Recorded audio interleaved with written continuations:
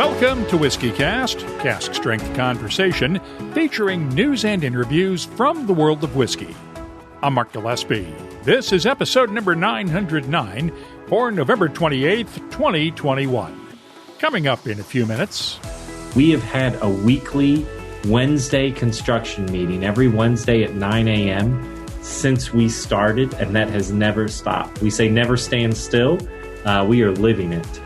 Every week there's a new project as we continue to grow.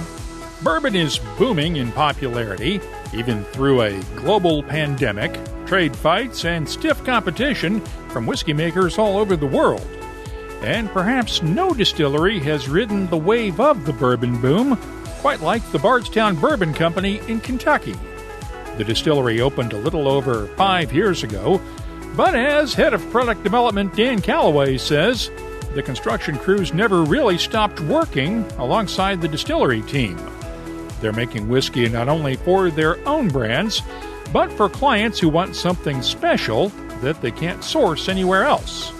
Their latest collaboration is with country music star Brad Paisley for his American Highway bourbon. Dan Callaway joins me later on WhiskyCast In-Depth. I'll also have the What I'm Tasting This Week department, your voice, behind the label, and... I think it's important that when we're sipping on such fine whiskey that there are others benefiting from our good fortune as well. The news is next on this week's WhiskyCast. And now, a Thanksgiving message from Robin Redbreast. What am I thankful for? Being on the smaller end of the bird scale.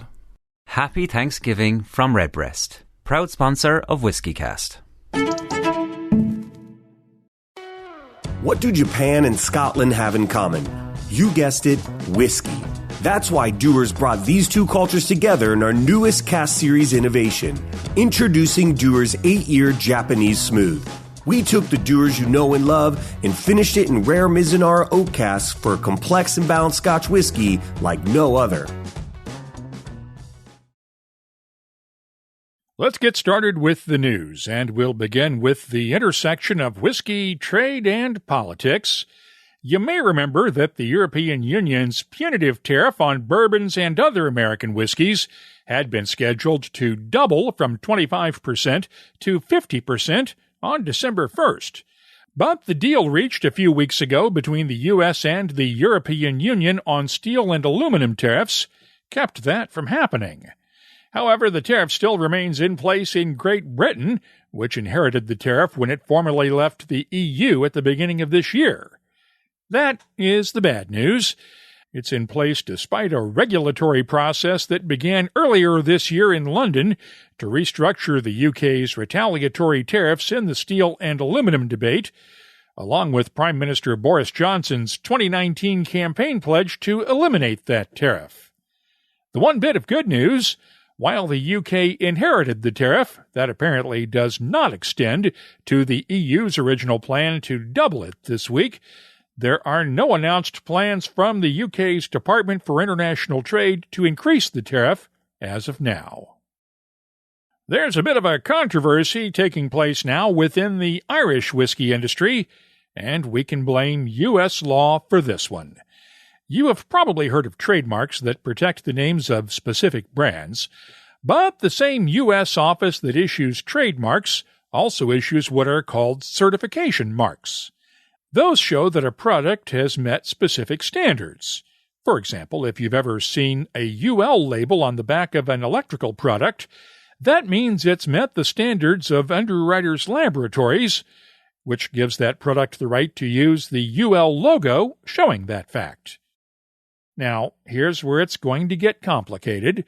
The Irish Whisky Association has applied for the U.S. certification mark on Irish whiskey, and wants to use it to certify that whiskeys carrying the Irish whiskey designation meet the standards that are set in both Irish and European law. The thing is, not every Irish whiskey maker is a member of the Irish Whisky Association, and that includes West Cork Distillers, which is, quote, respectfully opposing the application. Co-founder John O'Connell told The Independent that while the association has done good work, that power should be held by the Irish government and not a private trade group. Full disclosure, I pointed out on social media as part of the debate over this that while I certainly understand the position O'Connell and his supporters are taking, Irish whiskey is the one geographical indicator for whiskey that applies in two countries, the Republic of Ireland and Northern Ireland. Given the long-standing tension there, any solution probably should be either a bilateral government body or something like the IWA, which has members on both sides of the Irish border. Because the first time a Northern Ireland distillery has to ask a government agency in Dublin for the right to use Irish whiskey on its label, well, that is a road we really don't want to rise up to meet us. Now, if you have ever dreamed of becoming the chief executive of the Scotch Whisky Association, it helps to have two very specific qualifications on your CV. One, it does help if you were born in Scotland. But the second one is much more important. It really helps to have served in the UK's diplomatic service. That's where the SWA has recruited at least its last 4 chief executives, including the newest one. Former Ambassador Mark Kent was named this week as the 9th CEO in the association's history. He stepped down last June as the UK's ambassador to Argentina and previously served as ambassador in Thailand and Vietnam, along with other diplomatic postings. He'll join the association officially in January and will take over for Karen Betts.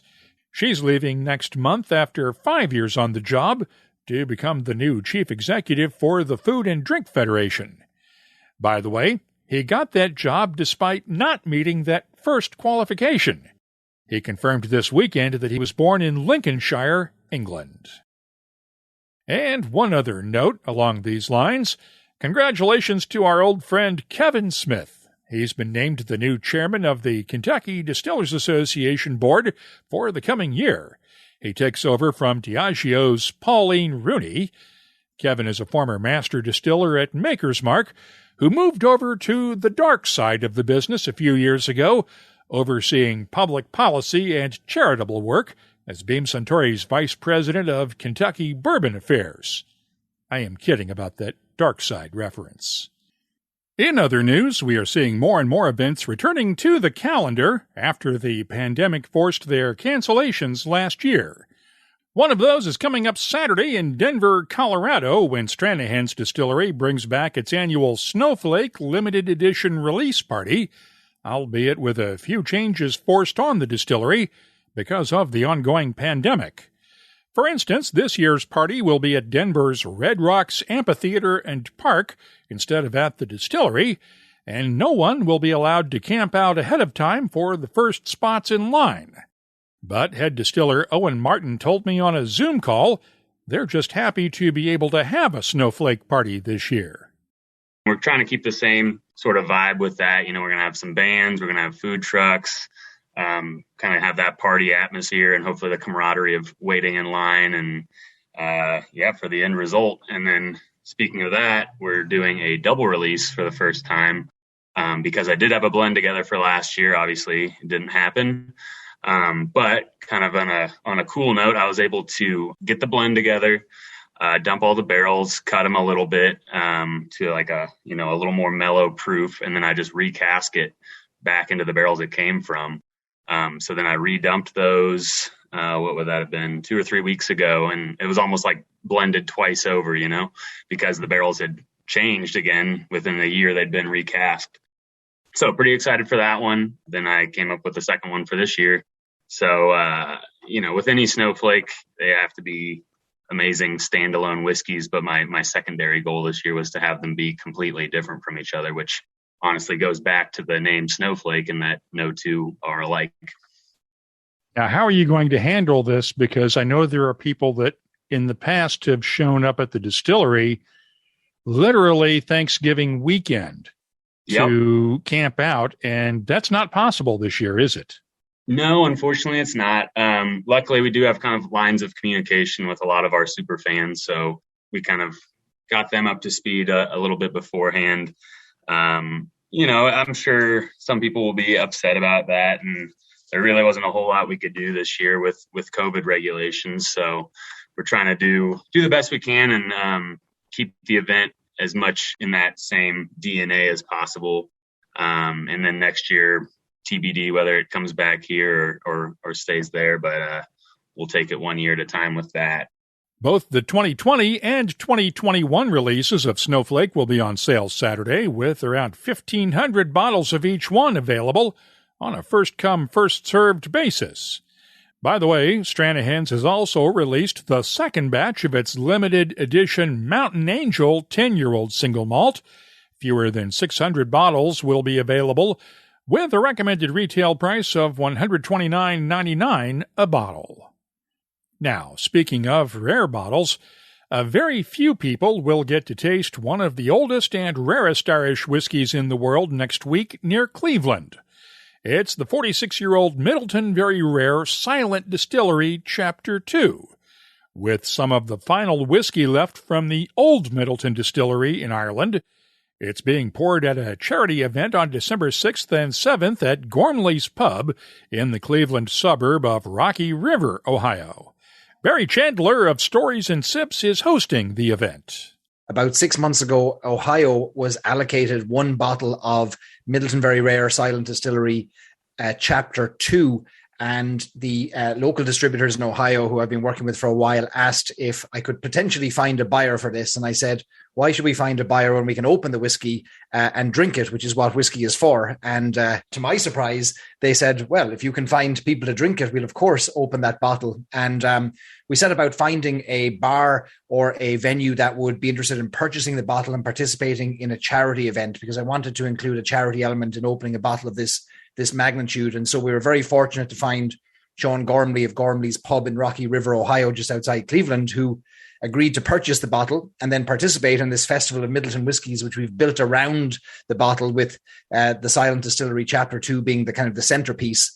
And we've got people flying in from all over the United States and even Ireland to sample this. 20 people will sample the Silent Distillery Chapter 2 on night number 2, and 70 people will sample 12 different whiskies over the course of the first night. And it'll be a big celebration of Irish whiskey taking place in a good Irish part of America, northeastern Ohio.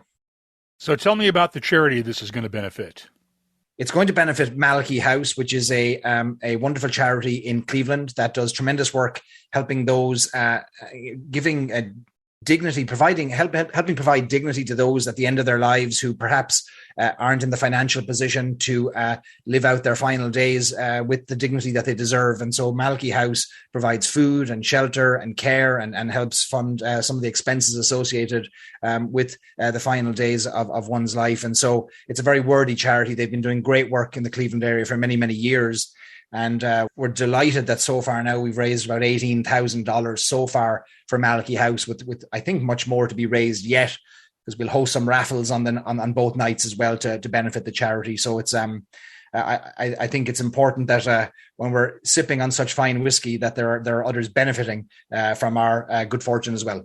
There's a link for more details in the show notes for this episode at whiskycast.com. But tickets for both nights are already sold out. Yes, that's a video game, but it's also one of the few whiskey-related video games around. Chapelgate's J.J. Corey Irish Whiskey created it around Monday's debut of its first Cyber Monday release. The Angel's Share game features a tiny digital version of Chapelgate founder Louise McGuane trying to catch falling barrels while not being hit by lightning. The high scorer each day between now and Tuesday night will be entered into a drawing for a bottle of the Cyber Monday release from Irish Malts. And as Louise told me on Twitter the other day, this is for everyone who has ever wanted to strike me with lightning. Have at it, folks. And there goes Louise. By the way, my high score for the game was 760. Just in case you're looking for a target to shoot for. You can keep up on the latest whiskey news all week long at whiskycast.com. Our Friday night happy hour live webcasts will return in early January after the holidays, but you can watch on-demand replays of any previous webcasts that you might have missed at the WhiskyCast YouTube channel.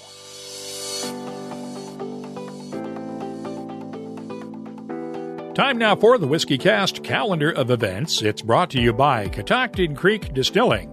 Christie's has its next auction of rare whiskeys, spirits, and wines this Thursday and Friday in London, while McTeers wraps up its whiskey auctions for 2021 on Friday in Glasgow, Scotland.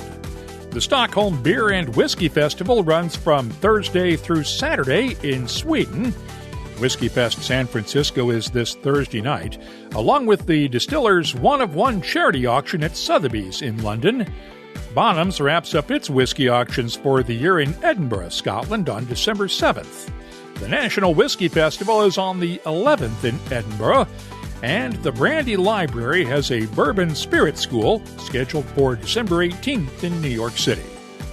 Remember, all in-person events are still subject to change on short notice, and you may have to show proof of vaccination or a recent negative COVID test in order to attend.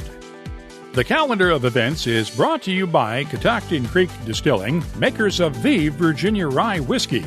You'll find their Roundstone Rye at fine whiskey shops in 26 U.S. states and 3 continents, and online.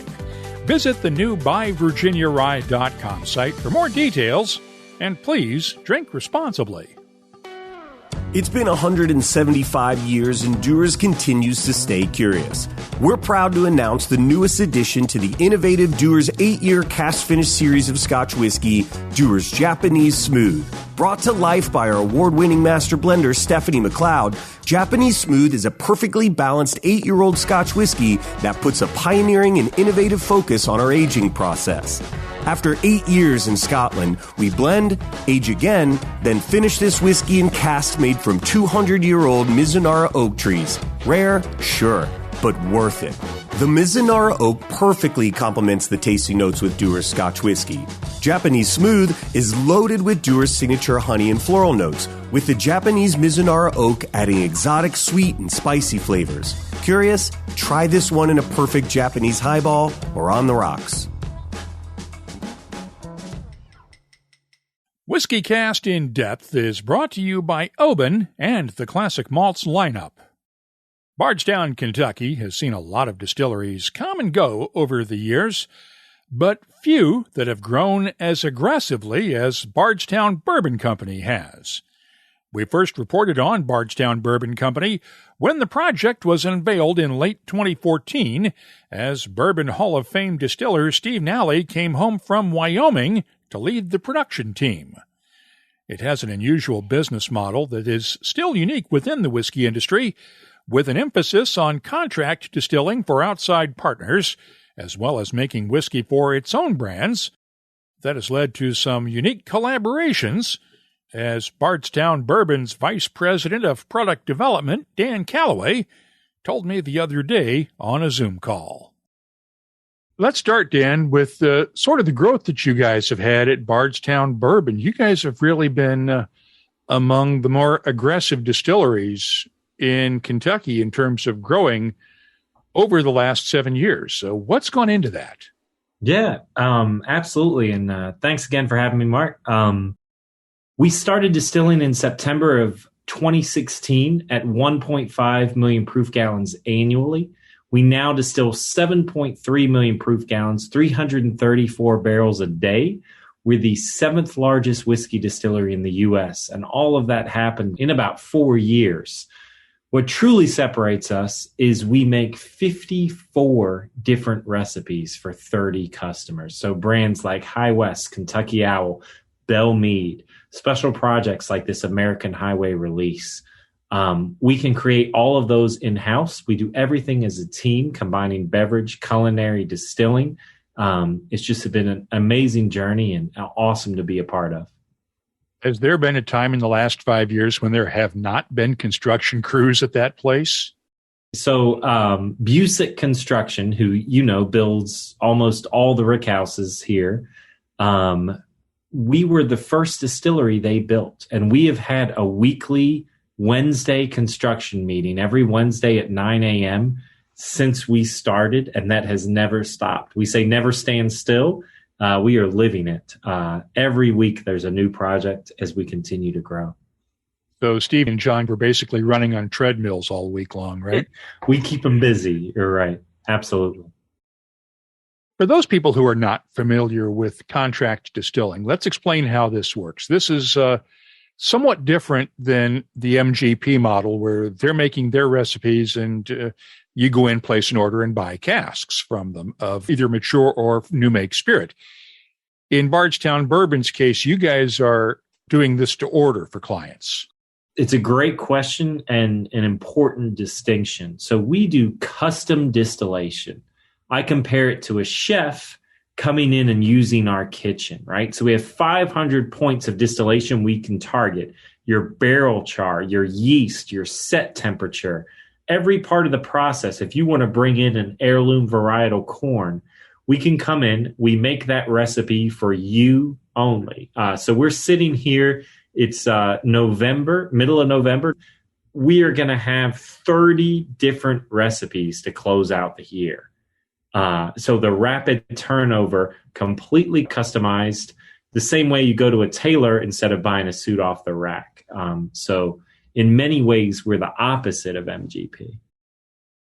And that's what really has attracted a lot of people to your model. I know that folks like Heather Green and Marlene Holmes at Milam and Green down in Texas are working with you and Steve, and the folks at Hirsch, Hodling and Company, among other folks in the business. This is something we really haven't seen in a long time. I know there were times when you could go to a distillery and have them do your mash bill, but that really got out of practice in the from the mid-'70s on, didn't it? Mm-hmm. Absolutely. And the names you mentioned, that's to me the best part of this program, custom distillation, is learning from other experts. Heather, like you mentioned, Dixon Dedman, Jim Rutledge in here often. It's their kitchen at that point, and we're learning, we're working hand in hand. These 30 different customers are 30 opportunities to learn, to collaborate, to innovate, and create something special. And you're right. When we launched this, it was a new thing in the industry, and we're since sold out. We're booking 2025 now. So it does resonate and is an avenue of access for smaller brands to get into the industry. Let's say that I'm starting a bourbon brand. Yes. God forbid I actually started one. Great idea. No, not happening. But let's say I started one and I wanted to come to you guys to make it for me. Explain the process from start to finish, knowing that we're not going to distill until 2025 now. Well, we're fortunate. What you would do, the first step would be to meet our team, right? So you would meet with Steve Nally, our master distiller, Nick Smith, our head distiller, and most importantly, Susie Garvin, who is just a legend in this industry, handles all our distillation sales. We would first figure out what you want to make. And that ranges from a big guy who's already laid down whiskey that knows the product to maybe a smaller company that's looking to get into distillation. They have a flavor profile they like and they want to discuss, they want to test. So the first step is to sit down and figure out what we want to distill, what path we want to go down. And then once we finalize that, we book the grain schedule, the yeast, we get all that locked down, and then we're making your bourbon at our facility. And we just opened up our bottling line, 55,000 square foot bottling facility. We now can go grain to glass on site, so we can bottle that product for you as well. How many folks do you turn away? People many that you don't want, that you don't want, is you decide, that's not interesting enough for us. We don't need your money. Yeah, that's a great question, right? And what we're seeing in the industry is a lot of investment on bourbon, less, that isn't tied to a brand. We really want to support brands. We believe in those partnerships. So that's what we're going after. Collaboration is so important. It extends past our distillation. It extends to releases with founders. with Amaro Nonino, with wines and beers and spirits that we're excited about. We're doing a lot of finishing projects right now, and collaboration will always be in our DNA. One of your responsibilities is also overseeing hospitality, and you guys run what is arguably the best restaurant in Bardstown. Yeah. And for those who have been to Bardstown, I am not intending this as a slight, but that bar wasn't set real high until you guys opened. A lot of chain restaurants, a few interesting local places, but you guys really sort of took the best of the Louisville gourmet market and moved it into Bardstown. How has that been going over? It's been going over incredibly well. So what we're seeing is Bardstown, Kentucky, the true bourbon capital of the world, 11 distillery experiences within 16 miles. We're all now getting behind this idea of kind of the Napification of Bardstown. So we kicked it off. Now you're seeing restaurants, fantastic restaurant at Willett, Heaven Hill, Jim Beam just launched theirs. We're seeing the full experience. What you'll get at Bardstown Bourbon Company, where we're truly leading on the Kentucky Bourbon Trail, is immersive tour experiences. If you want to, thieve out of a barrel, do a food pairing, a cocktail class, if you want to dive into flavor components, this is the place to really spend the day. I know that when I did the first interview with Steve Nally after this project was announced, and he was talking about the culinary plans and the restaurant, which was something he'd never been able to deal with in his distilling career at Maker's Mark and then Wyoming Whiskey. And he wanted to be able to do those kind of culinary experiences and really put that on the map. How have you been able to incorporate the culinary side into the whiskey in terms of helping people learn more about pairing whiskey and food? Yeah, well, we approach our products and our menu and our cocktails with a team approach. So beverage, culinary, distilling. So what goes into our bottle right here, this is going to have input from our executive chef, Stu Plush, from our beverage director, from everyone on the team. That extends to the menu. So you come in, you take an experience like Bourbon and Bites. You're going to see 3 different small plates paired with different whiskeys. So because we have this full team under one roof, we feel like we can lead the way on flavor pairings. I guess we have to talk about this partnership you guys did with Brad Paisley from the country music world with his American Highway Reserve bourbon. How did that project come about? Because you were sort of the one who stick handled that from Bardstown Bourbon's end, right? Yep, absolutely. And it was such an interesting time to create a new bourbon. So this launched at the height of COVID, right? So how we approached it was first Zoom calls, just like this, to talk about flavor. Then we started mailing samples back and forth. Hey, what do you like? Do you want the sweet finish, a spicy finish? What age are we targeting? How do we create a unique bourbon? Once we exchanged pure bourbon samples, then it moved to the blend. So, okay, here's 75% of A. Let's whittle this down. Over the course of about 10 Zoom calls, we started crafting a blend. I have to mention that it was Brad Paisley that drove the entire sensory experience. We were more responding to his flavor profile, showing him options. He is a whiskey expert with an incredible palate. He knew what he wanted, and it was our job to kind of fulfill that blend. And we did it all through the mail. Later on, once we had had the blend, we had the opportunity for Brad to come, to visit, to tour. He got out his guitar. He played for us, really tied the whole thing together. What's unique about this American Highway project, made in Kentucky, aged across America, is a good percentage of these barrels traveled around behind Brad's tour. So they saw all these climate changes from the Pacific Northwest to the mountains, hot to cold, all aiding the expansion and contraction of the barrel. Let's explain how long that tour was, because there is a well-known brand that touted something like that, where their barrels might have been on the road 2 weeks if they were lucky. Yeah. And yours were on the road significantly longer and maybe actually got some significant impact. Yeah, so we did a year, which for us is a complete cycle of climate, right? And a year across America, if you think about the climates that we have, if it goes up to Colorado, into the desert, all those temperature changes, pressure changes are going to dramatically influence the whiskey. As it goes on the road and vibrates and goes in and out of the barrel, that development is real. All that interaction with the wood aids the flavor. So how did you handle the legality of shipping this duty-free, or what would normally have been in a bonded warehouse, whiskey that was never intended to actually leave said warehouse, and schlepping this trailer across the country, across God knows how many state lines with different taxing jurisdictions and different rules? How did you guys do this without getting in trouble? Well, it all starts with our team. We have the best compliance manager in the industry, Dave Wren. He assures us it's all above board. We're good to go.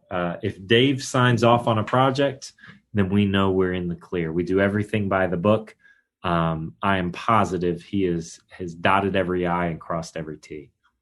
But how did he account for all those laws?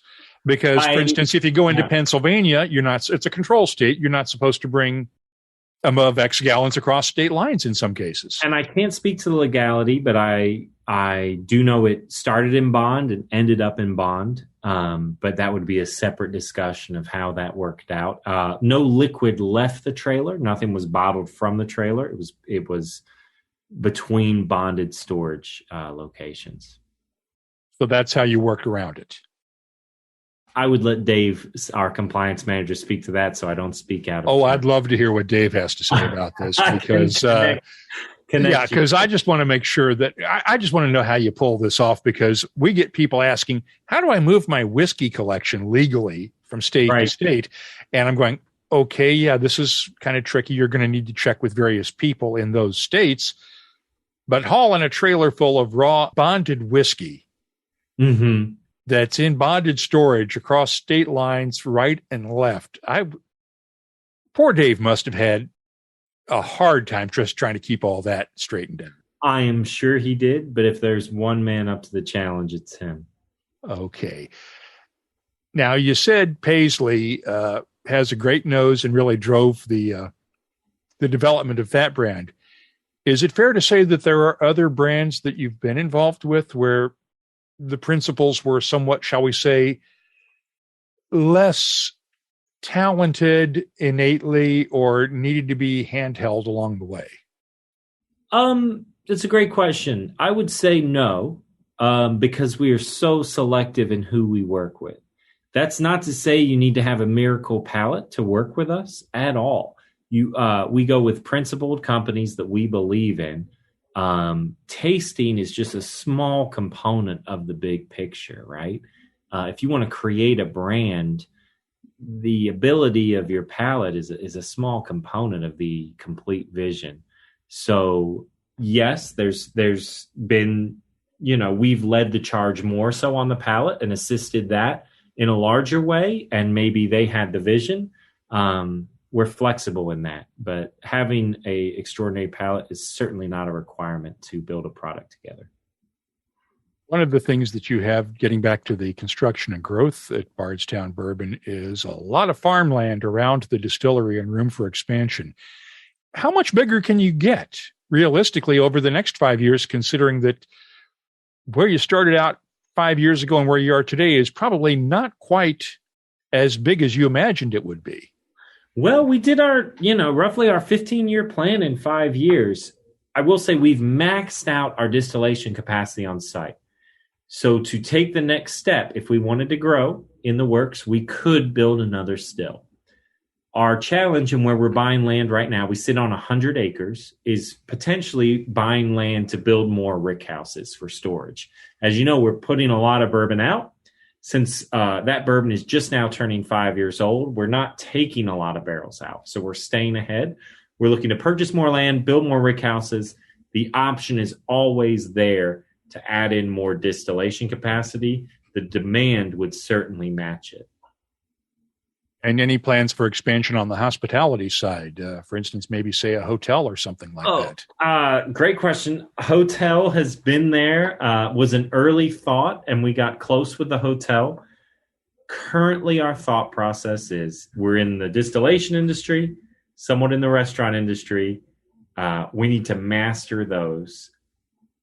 Not hotel is not a priority. That being said, there are many great investment groups and hotel groups that are buying into the vision of Bardstown. So I think in the next 2 years, you're going to see what we've been missing, which is a high-end premium hotel come to Bardstown, really plant the flag as this as a destination for the entire weekend.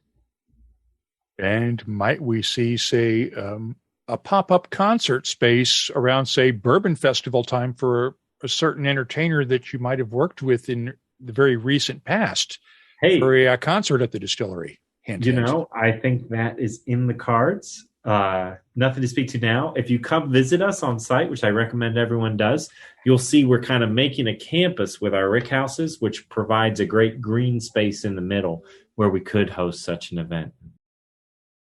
Interesting. So this is one of those watch this space things. It's something. Obviously, we would love to host Brad for a concert. That would be just an awesome experience and the best way to kick off American Highway. We'll see how that develops. There is one bit of breaking news that came out of my conversation with Dan. While it has not been publicly announced yet, Chief Operating Officer John Hargrove is leaving the company. He joined Bardstown Bourbon 4 years ago after serving as master distiller at Sazerac's Barton's 1792 distillery in Bardstown. There is no word on John's future plans. That is WhiskyCast In-Depth, brought to you by Oban. Every sip of Oban is like a postcard from Scotland. Whether it's the classic Oban 14-year-old, the 18-year-old, Oban Little Bay, or the Distiller's Edition, every drop comes from the coastal town of Oban and a distillery just 206 steps away from the sea. It's one of Scotland's smallest distilleries, with just 7 people who make whiskey the same way their predecessors have since 1794. Find out more at obanwhiskey.com. The What I'm Tasting This Week department is brought to you by Sagamore Spirit. Dan Callaway mentioned that Jim Rutledge is one of the many distillers who have made whiskey at Bardstown Bourbon. Jim has also been making whiskey at Castle and Key as well, and that's where he made the new high rye bourbon for Blue Run Spirits. It's bottled at 55.5% ABV. The nose has notes of toasted caramel, campfire ashes, honey, vanilla, and a touch of dried fruits. The taste has a nice balance of spices, charred oak, and hints of tree fruits, while adding some water boosts the fruity character without watering down the spices. The finish is long and spicy with just a touch of black cherries, and I'm scoring the Blue Run Spirits High Rye Bourbon a 92. Brad Paisley isn't the only musician collaborating with whiskey makers these days. The legendary Texas band ZZ Top worked with Balcones Distilling on the new Tres Hombres Texas whiskey. It's a 4-year-old 3-grain whiskey with Texas-grown corn, rye, and barley in the mash bill, and it's bottled at 50% ABV. The nose has touches of oak and mesquite wood, along with roasted corn, honey, butterscotch, and subtle spices. The taste is nice and spicy with chili powder, black pepper, and mesquite seasoning, balanced by hints of honey, butterscotch, cornbread, and a touch of maple. The finish is long and dry with lingering spices and a touch of sweetness. I'm scoring the Balcones Tres Hombres Texas whiskey a 92. I'll have more tasting notes in just a minute, but first, this week's tasting notes are brought to you by Sagamore Spirit Rye Whiskey. They're reviving the tradition of Maryland-style rye at their Baltimore farm and waterfront distillery.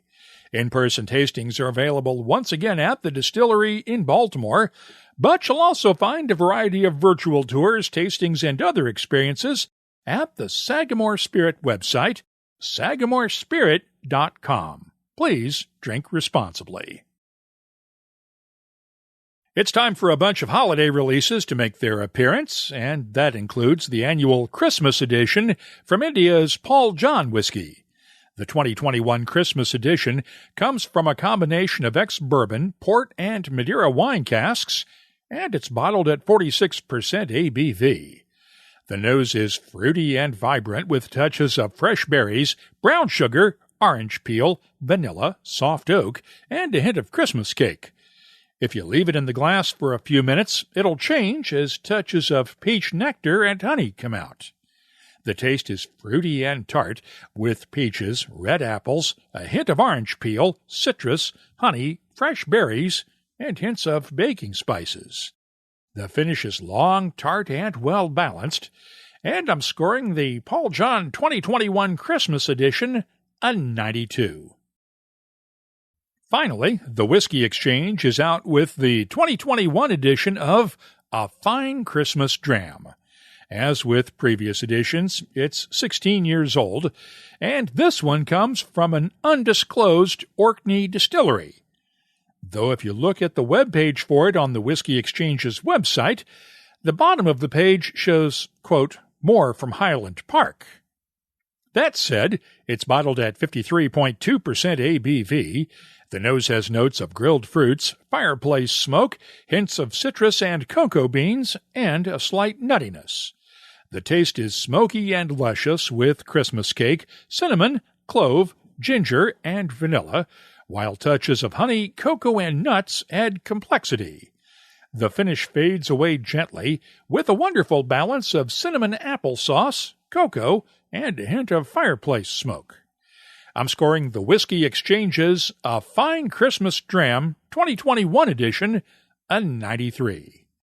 The What I'm Tasting This Week department is brought to you by Sagamore Spirit.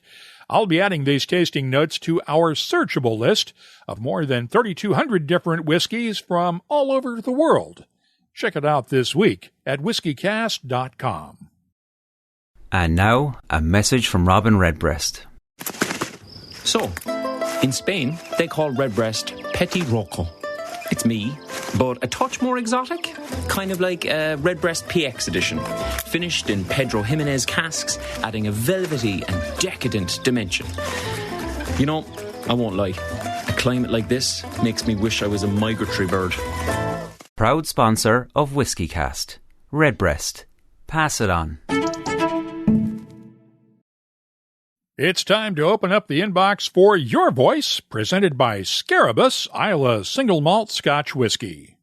Last time around, I mentioned the South African whiskies from the James Sedgwick Distillery in our story about the deal between Distell Group and Heineken, and I blew it big time. Thanks to Willem Killian for catching me on it in this email. Dear Mark, I hope you are doing well and on the most speedy possible route to full recovery from that #concussion from hell.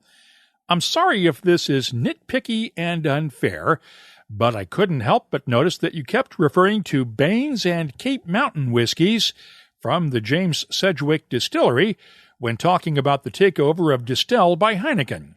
Actually, Baines Cape Mountain whiskey is the single grain produced at the distillery, and they also make the Three Ships brand, which includes their single malts and some blended whiskeys. They also have other whiskeys and products with different branding, but I won't go into too much detail. I feel like not mentioning Three Ships and referring to Baines and Cape Mountain as two different whiskeys might not have done this distillery justice. #unnecessarily pedantic rant over. Thank you for all the hard work bringing us this fantastic and consistent whiskey cast, even when you have a concussion. Get better real soon. Sincerely, Willem. Willem, you are 100% spot on. I knew all that, but I just plain screwed it up and left out Three Ships in that story, and the folks at the distillery deserved better. Thanks again for your note and for giving me a chance to correct the record. Now let's go back to that debate from the news over who should control the certification mark for the term Irish whiskey. David Mara sides with the West Cork distillers' argument in this tweet. Government bodies should absolutely have that power, ideally one that's also charged with consumer protection. You can't have a lobby group regulating its members' competitors. We've already seen IWA's track record in its dealings with non-members. He also pointed out that there are already cross-border government bodies linking Ireland and Northern Ireland. My take on this one is simple. If there is one of those bodies that wants to take this on, have at it. Meanwhile, Matt at Uskibaha on Twitter was watching this discussion and had a question.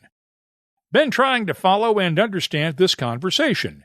As an American consumer of Irish whiskey, would any of this affect my ability to purchase Irish whiskey?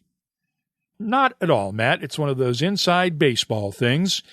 In theory, if someone tried to pass off something as Irish whiskey in the U.S. that did not meet the legal standards I mentioned earlier, holding the certification mark for Irish whiskey in the U.S. would give the Irish Whisky Association the legal standing to go to court and try to get that thing taken off the market. By the way, the U.S. law on those marks does have protections in place when there's a trade association, like the Irish Whisky Association, that holds a certification mark. It is not allowed to discriminate against non-members, and a certification mark can be revoked if there's proof that the holder is abusing its power. Matt, thanks for that question. If there is something you'd like to share with whiskey lovers from around the world, you can always find us on Instagram, Facebook, and Twitter at WhiskyCast. The email address is comments@whiskycast.com. Your Voice is presented by Scarabus, the unique Islay single malt forged by the whiskey-making traditions of 3 generations of the Lang family. Look for it at your local Total Wine and More store in the U.S. and specialist whiskey shops worldwide, and you can find out more at hunterlang.com. Let's close out the show now with Behind the Label, our look at the history, science, and people that make whiskey unique. It's brought to you by Writer's Tears. Got this note from Kevin DeVries in Ontario the other day. Hi, Mark. Wondering if, off the top of your head, you have any episodes in the vein of Beginner's Guide to Whiskeys. I tried using the search function on the site, but to no avail. I'm sure the #concussion from hell wouldn't help with recall of such things. I was thinking on a basic level how different mash bills impact the product. I hear about rye, heavy, or wheated. Also, how to start on properly tasting them to pick up on the flavors you mention in the tasting notes. Well, Kevin, we haven't done any episodes recently that are specifically geared to beginners, but this segment seems like a good place to go back and cover some of the basics about whiskey, and to be fair, that is something we really should be doing more of. So let's take that first question about mash bills, and Kevin, I suspect you're talking primarily about bourbons. Remember, at least 51% of the mash bill, that's the grain recipe used to make the whiskey, has to be corn in a bourbon. But corn on its own does not have a lot of flavor, so distillers will use a so-called flavoring grain to add some character to the whiskey. In most bourbons, that is rye. It adds more spiciness to a whiskey, and the more rye in the mash bill, the spicier the whiskey usually is. For instance, that Blue Run High Rye bourbon I mentioned a few minutes ago has 30% rye in its mash bill, along with 65% corn and 5% malted barley. Now, as with terms like small batch and limited edition, there is no official definition for, quote, high rye. But in a bourbon, about 44% rye is as high as most distillers could safely go. That leaves you the minimum 51% corn, along with 5% for malted barley that helps provide enzymes that break down the starches in the other grains into sugars during mashing. On the other hand, wheated bourbons like Maker's Mark, Old Fitzgerald, and the Van Winkle whiskeys use red winter wheat as the flavoring grain instead of rye. The idea here is to get a more subtle flavor that is not quite as spicy.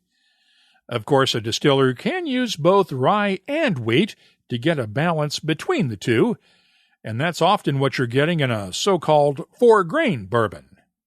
As for the question on properly tasting a whiskey, let's save that one for next time. Kevin, thank you again for the note. And if there is something you'd like to see us look at on an upcoming episode, just use the contact form at WhiskyCast.com, or do like Kevin did and track me down on social media. Behind the Label is brought to you by Writer's Tears. Writer's Tears Copperpot.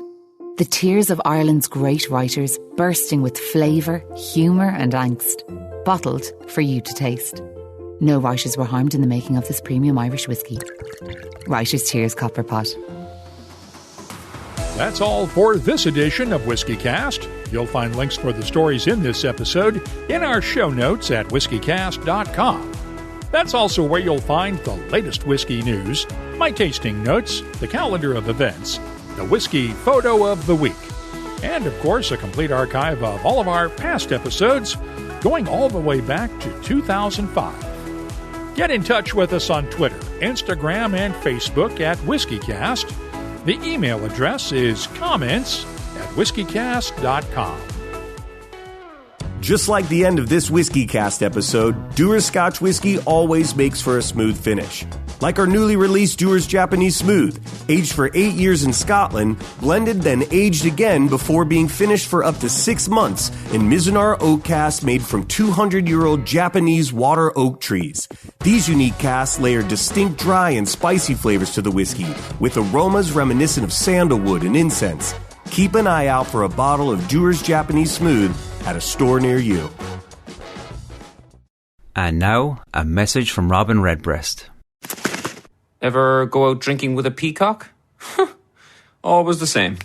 Few too many, tail feathers come out, drinks get knocked over, bartender's not happy, night's over before it started. All I'm saying is, don't be the peacock in your group. Proud sponsor of WhiskyCast. Redbreast. Pass it on. WhiskyCast is a production of Cask Strength Media, copyright 2021, and comes to you from the charming, yet regrettably dry town of Haddonfield, New Jersey. I'm Mark Gillespie, reminding you that when you drink, please drink responsibly. Thanks for listening, and please stay safe.